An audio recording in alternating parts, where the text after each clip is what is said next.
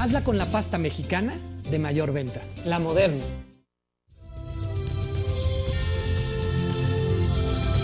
Librería Buena Prensa presenta.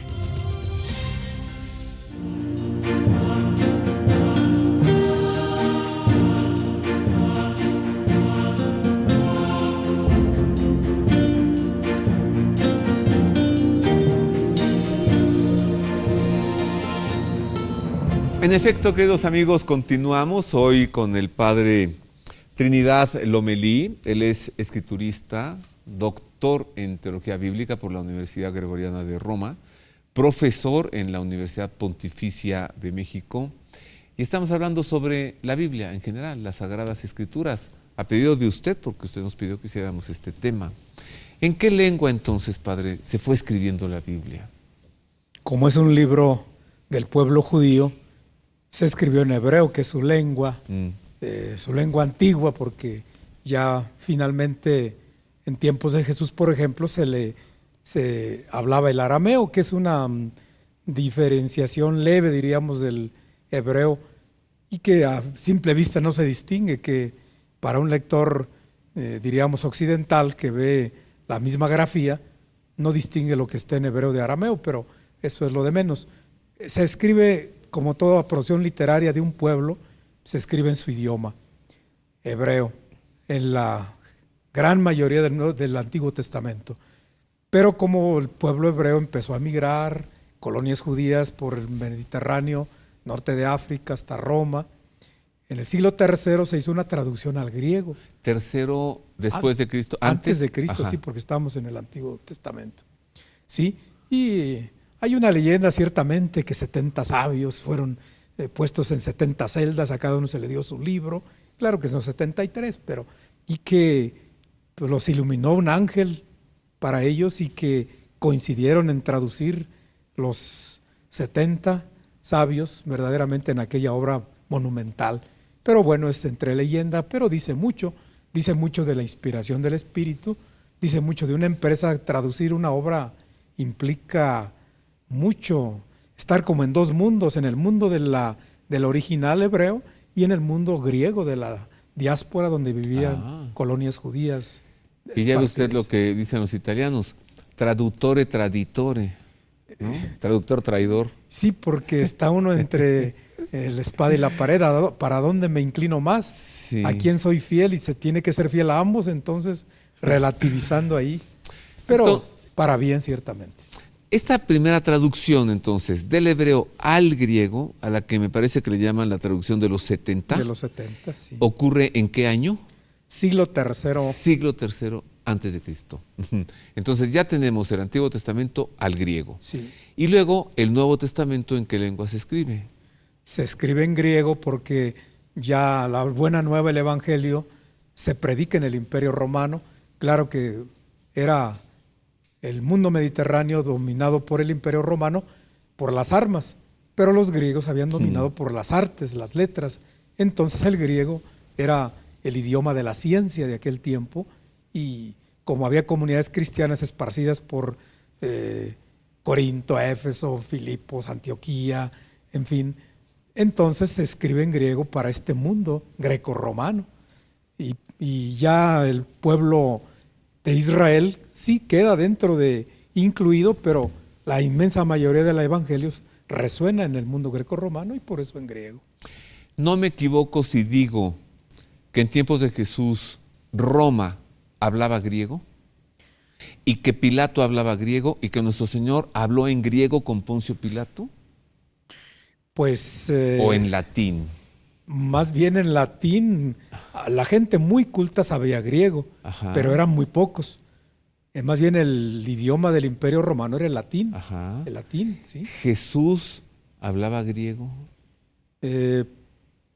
Muy probablemente no, porque él vivió en su Galilea, en su tierra, fue un obrero, diríamos, como su padre, así lo llamamos, San José.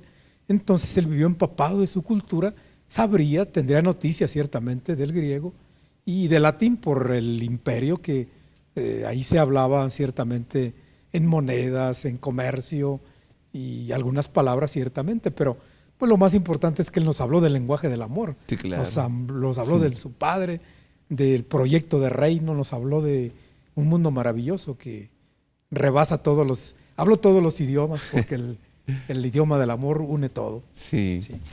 Recuerde usted, del latín, el abecedario, el español, ABCD, abecedario. Y recuerde, del griego, alfabeto. Sí. Alfa, beta, kappa, Gamma, delta. gamma, delta, eta, iota, kappa, lambda, mi, nix. Mira, Sí, aquí está ya, sí. ahí está, llegué. Omicron, Psi, Gi, Omega. omega. No es lo mismo el abecedario que el alfabeto. A ver, una cosa es las Sagradas Escrituras. Ya están allí. Ahora, hay que interpretarlas. Se llama exégesis. Diríamos que interpretación, Ajá. descubrir el mensaje, saber leer atentamente, leer con provecho. Y para ello el pueblo fiel tiene su herramienta que es la fe y que es la sencillez. Son como las dos manos con las que uno actúa y hace obras, porque precisamente la Biblia es para el pueblo sencillo, para el pueblo que tiene fe. Y es pueblo sencillo el magnate, el empresario, el banquero, todo mundo. Hay rasgos de sencillez en toda persona humana, aún por grande que sea su servicio y su puesto en este mundo. Entonces, la Biblia está al alcance de todos. La fe, pues la fe viene por la predicación por la palabra, y la palabra por el que envía y el que lleva el mensaje, ¿no? ¿Y qué hay en torno a la interpretación de las Escrituras? Porque hay que interpretarlas bien, porque también se pueden interpretar mal. El mismo Señor le dice a los saduceos, están ustedes en un error por no entender las Escrituras. Hicimos una rápida investigación para usted. Mire, la interpretación de la Biblia, mire. En la Sagrada Escritura, Dios habla al hombre a la manera de los hombres. Por tanto, para interpretar bien la Escritura, es preciso estar atento a lo que los autores humanos quisieron verdaderamente afirmar y a lo que Dios quiso manifestarnos mediante sus palabras. Para descubrir la intención de los autores sagrados, es preciso tener en cuenta las condiciones de su tiempo y de su cultura, los géneros literarios usados en aquella época, las maneras de sentir, de hablar y de narrar en aquel tiempo, pues la verdad se presenta y se enuncia de modo diverso en obras de diversa índole histórica, en libros proféticos o poéticos, o en otros géneros literarios. Pero dado que la Sagrada Escritura es inspirada, hay otro principio de la recta interpretación sin el que la Escritura sería letra muerta. Este principio es que la Escritura se ha de leer e interpretar con el mismo espíritu con que fue escrita. El Concilio Vaticano II señala 3 criterios para una interpretación de la Escritura conforme al espíritu que la inspiró. Prestar atención al contenido y a la unidad de toda la Escritura. Leer la Escritura en la tradición viva de toda la Iglesia y estar atento a la analogía de la fe, es decir, a la cohesión de las verdades de la fe entre sí y en el proyecto total de la revelación. Es fácil caer en el error, Padre Lomelí. Si yo cojo la Biblia y me pongo a hacer teología por mí mismo, seguro me equivoco, ¿no? Depende de la actitud con la que se acerque uno a la palabra, en primer lugar, pero sobre todo sabiendo cómo el pueblo venera esta joya de amor y de proyecto de hombre nuevo. Ciertamente que un católico, diríamos, se acerca siempre a la Biblia buscando luz para su camino, buscando algo que le aliente en medio de sus penas, buscando a alguien que le levante y le abra horizontes.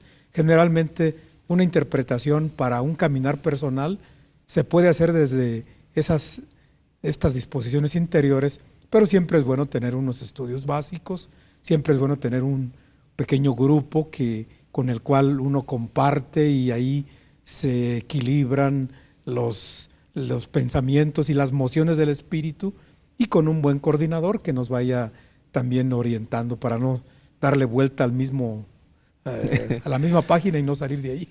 Ahora, está el magisterio de la Iglesia. Esto ya es otro gran tesoro. Ya no tengo yo que meterme a esforzar a ver qué quiere decir esto. Ya tengo allí el catecismo de la Iglesia, el magisterio, las homilías en las misas. las universidades, ¿no?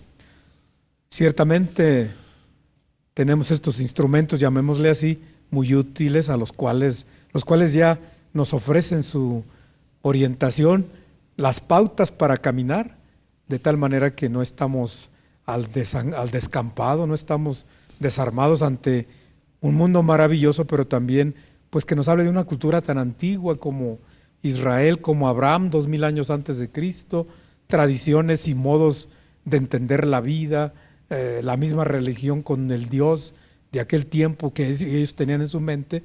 Bueno, pues todo esto solo a través de personas que nos vayan encauzando, nos van dando el panorama de aquel tiempo para que nosotros lo tomemos muy en cuenta para este mundo de hoy tan diverso y tan sorprendente. Sí.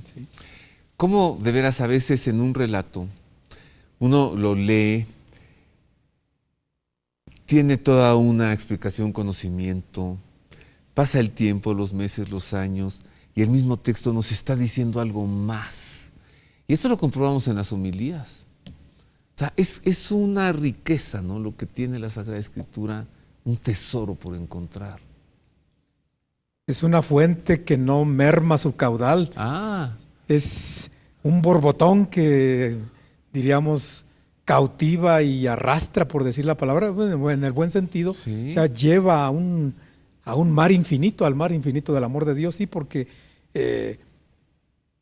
tú hace un año, por decir, no vivías esta experiencia de hoy, con estas realidades nuevas, políticas, sociales, que nos retan, que nos proponen, que nos exigen. Y por eso la palabra de Dios tiene en gran parte depende del eco que encuentre en tu corazón, y entonces siempre encontrarás más y más y más. Sí, porque, a ver, finalmente dígame si no, siempre, hoy, siempre será el ayer de mañana. Vivimos en el ayer de mañana. Cada día de nuestras vidas es el ayer de mañana. Solamente Dios es eterno. Suyo es el tiempo y la eternidad. Entonces, la primera traducción, nos decía el padre Lomelí, la de los 70, pero luego hubo otra traducción, la hizo un santo, y para ello ya llegó, ya está aquí, nuestra agiógrafa Marisa. Hola queridos amigos, les saludo con afecto en Ver y Creer. Y les platico que en la Catedral de San Juan Bautista, en la ciudad de La Valette de la isla de Malta, al interior de la capilla del oratorio de los Caballeros de la Orden de Malta, se encuentra una pintura del Caravaggio en la que presenta a San Jerónimo cubierto por un gran lienzo de color rojo escribiendo la Biblia. Y no es tanto que él escribiera, sino que fue el primer traductor de la Biblia que lo hizo a pedido del Papa. Le invito a que enseguida conozcamos más de San Jerónimo. Laboratorios Medix presenta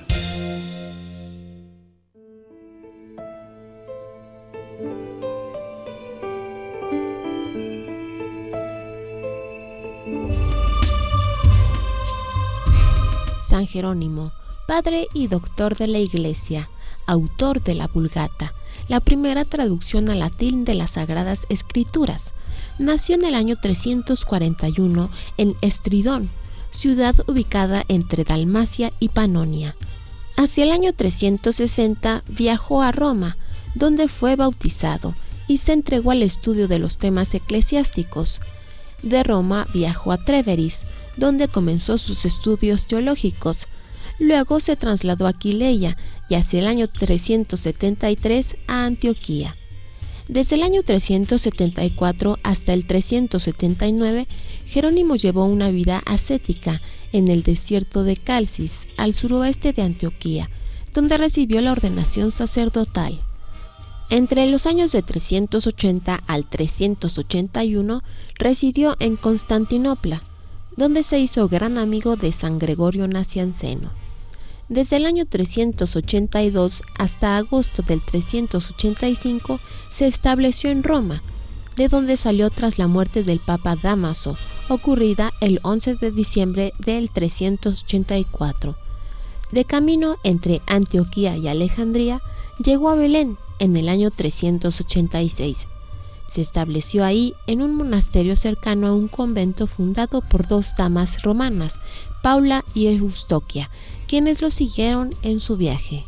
La actividad literaria de San Jerónimo fue bastante prolífica y puede resumirse en trabajos en la Biblia, controversias teológicas, trabajos históricos, diversas cartas y varias traducciones. En Belén, San Jerónimo llevó una vida de ascetismo y de estudio hasta su muerte, acaecida el 30 de septiembre del año 420 a los 79 años de edad. Su festividad se celebra el 30 de septiembre. De veras, padre Lomelí, un solo hombre tradujo todo eso al latín, San Jerónimo solito. Bueno, fue un proceso de traducción que abarcó varios años. Ya estaba la Vetus Latina, que era un primer intento de traducción al latín de algunos libros.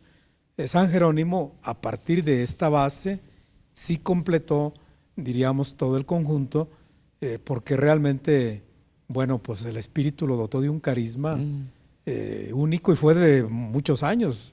A la gruta de Belén, como dice la nota muy bien, de tal manera que él se consagró en cuerpo y alma a esta obra que es monumental y que realmente nos ha dejado pasmados para nosotros, hombres del mundo de actual, que apenas una hora y ya no queremos más estudio o reflexión, o queremos cambiar y cambiar.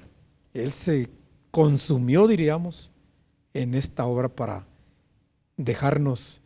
Y es que en ese tiempo el griego ya no se leía mucho, ya era más bien el latín. Entonces las traducciones precisamente obedecen a los cambios a los procesos del lenguaje, de tal manera que por eso se tradujo al latín, porque el mundo grecorromano ya venía, los griegos sobre todo venían en decadencia. Qué compromiso además, ¿no? Que el Papa le diga, quiero pedirte un favorcito, mira, tradúceme esto, ¿no? Por favor, qué compromiso. Bueno, ¿usted qué opina de esto, padre? Que alguien toma su Biblia, le hace así, ¡charán! A ver qué me dice Dios hoy. ¿Qué opina usted de eso? Bueno, ¿Se vale o no se vale? Ahí va, lo que voy a opinar es la pura casualidad, diríamos. No, yo creo que siempre hay un modo de comenzar a leer un libro. Así humanamente hay que comenzar por la introducción y el contenido en general, y luego ya de acuerdo al momento que uno viva, si requiere una inspiración para momentos de dolor, pues nos vayamos a un salmo, poquito a poco vayamos gustándolo, y más que señalar así con el dedo donde casualmente, pues no, yo creo que, y hablando de la Biblia en general, yo creo que comenzaríamos por los evangelios, y de los evangelios, pues, por el preferido de ti, que es Marcos. Porque tiene un lenguaje sencillo, pero digno, tiene un lenguaje asequible, habla para gente que va creciendo, para los niños, y va creciendo en adulto. El discípulo en Marcos está así dibujado, de tal manera que va a una comprensión cada vez mayor, página tras página, a la vez que se le va revelando más y más rasgos de Jesús. Así que nada de, a ver qué me dice, ni que fueran galletas de la suerte de restaurante chino. Sí, no es. A ver qué dice la. Sí, no es hecho los dados a ver en qué página, si la 4 o la 5, no. Pues no. Es algo serio realmente, y estamos ante la palabra de Dios, estamos ante un Dios que nos habla y con una fe con la cual nos debe llevar a las páginas de la Escritura. Claro. Vamos a hacer otra pausa. Es breve, regresamos pronto. Por cierto, ya se me antojó la comida china, y platicando el otro día con una persona me decía, no, fuimos a ese restaurante chino que está en Vito Alessio Robles, por ahí por el Cedros. Le dije, ay, ese es buenísimo, el que está en la planta alta. Sí, ese es muy bueno, mire, bueno, bonito y barato. Ahí en Vito Alessio, no es comercial, nomás es sugerencia. Sí, ahí casi frente al Cedros, Vito Alessio Robles, restaurante chino. Abajo tiene estacionamiento y arriba está. Bueno, no, hombre, le sirven primero la sopita, luego el arroz mixto, ¿no? Con su costillita, su camarón, y luego chop suey, res en salsa de ostión, un pollo agridulce, ay, y con té. Bueno, ya cuando acaba ya la galleta ni la quiero. Hagamos una pausa, es breve, volvemos con más de la Sagrada Escritura, más de la Biblia.